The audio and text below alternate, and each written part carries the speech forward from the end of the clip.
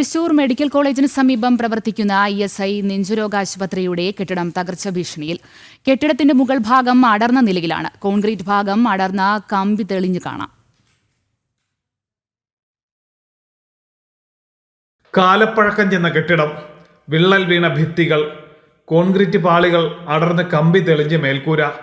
ആശങ്കയോടെ കീഴെ തലചായ്ക്കുന്ന രോഗികൾ ഊരി കയ്യിൽ പിടിച്ചാണ് ഇവിടെ കഴിച്ചുകൂട്ടുന്നത്.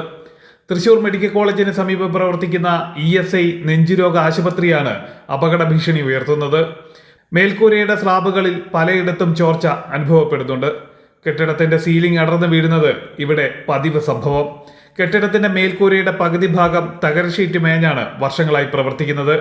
കെട്ടിടത്തിന് 60 വർഷത്തെ പഴക്കവുമുണ്ട്. ചെസ്റ്റ് ഹോസ്പിറ്റലിൽ കെട്ടിടത്തിൻ്റെ പല ഭാഗങ്ങളും ജീർണാവസ്ഥയിലാണ്.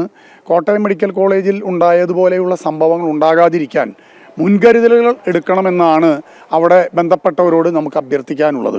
അതുപോലെ തന്നെ കെട്ടിടത്തിൻ്റെ മുകളിൽ പല മേഖലകളിലും മരങ്ങൾ വീഴാവുന്ന രീതിയിൽ അതിൻ്റെ മുകളിലേക്ക് വലിയ മരക്കൊമ്പുകൾ നിൽക്കുന്നുണ്ട്. അതും അടിയന്തരമായി മുറിച്ചു മാറ്റണം.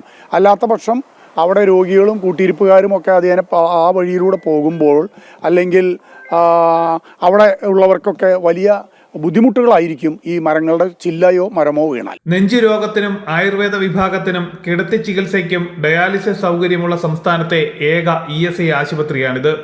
ആശുപത്രിക്ക് 24 ഏക്കർ സ്ഥലം സ്വന്തമായുണ്ട്. പുതിയ കെട്ടിടം നിർമ്മിക്കുന്നതിന് എല്ലാ വർഷവും അധികൃതർ പ്രപ്പോസൽ സമർപ്പിക്കാറുണ്ട്. എന്നാൽ ISI കോർപ്പറേഷനിൽ നിന്ന് അനുകൂല തീരുമാനമുണ്ടാകുന്നില്ല. സംസ്ഥാന തൊഴിൽ വകുപ്പിനാണ് ആശുപത്രിയുടെ നിയന്ത്രണ ചുമതല. ജനം, തൃശൂർ.